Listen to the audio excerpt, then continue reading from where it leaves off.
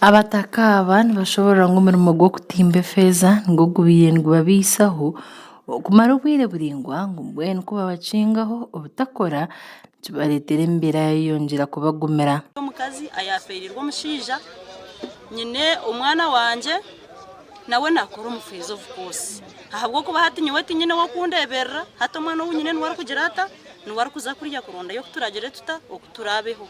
Ekindi ekitumazireho waya n'okugira ngu bwanyuma y'abaana abo kufa tutungire ekihandiko ky'okutwemereza obutagaruka kutimba.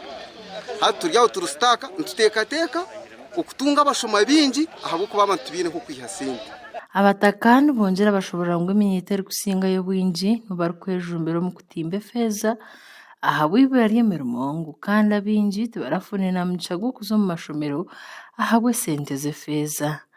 Nk'abatuuze ba Kibazi okutwarira hamwe na Nyakazinga n'okugira ngu abantu biitu batandikire kufa kandi barikugwa omu bigano. Nituteekateeka ahabw'ibura ry'emirimo ahabw'okuba akasente tukaba tukiha omu feeza n'amajani kandi amajani gakagwa. Tube turi aho accidents ezibiireho ey'okubanza ekaza Kayanga abaana biitu bafa eyakabiri biire muri Nyakazinga neighboring village omusigazi wiitu yafa. Ekyokutangaza ekyokutusaasana hafa abaana bato kandi okufa abaana bato nibo bakiri omu activity egyo. Abataka aba tibakomera aho barigireyo batangaza beeyi ei barikuguzamu efeeza oku erikwingana. Akatare k'efeeza ko kariyo twinemu abataka ab'okwehayo baine obusente bwabo nibagura obufeeza bwabo bakibutunda babutwara ishaka bakaba babuguzayo mpurira abandi ngo nibabuguza na Kampala. So konka gavumenti enosuteeka ebikirize kuguza obufeeza yaba nirigura. Kutugyerezaho kugamba n'abembezi ba Bushenyi district ahabikwatagaine n'okukingaho ekinombe nibashobora kwenamba y'abantu abarikwitwa ekinombe neyeyongyera buri kaanya aho abantu abarikwingana 6 bafiire omu mwaka ogwahwire 2022-2025 barikwitwa ekinombe omu mwanya ogwa Kayanga omu gombora ya Kyamuhunga omuri Bushenyi district. Example nk'omwaka ogu tuzikira abantu 6 omwaka ogu ngutandika okufira omu kinombe ekyo. Mwene itwe nk'abebembezi tube ntukozesa akanwa k'orikugamba ngu wakinga konka obu wakinga wanoroge nosanga abandi nibasubira.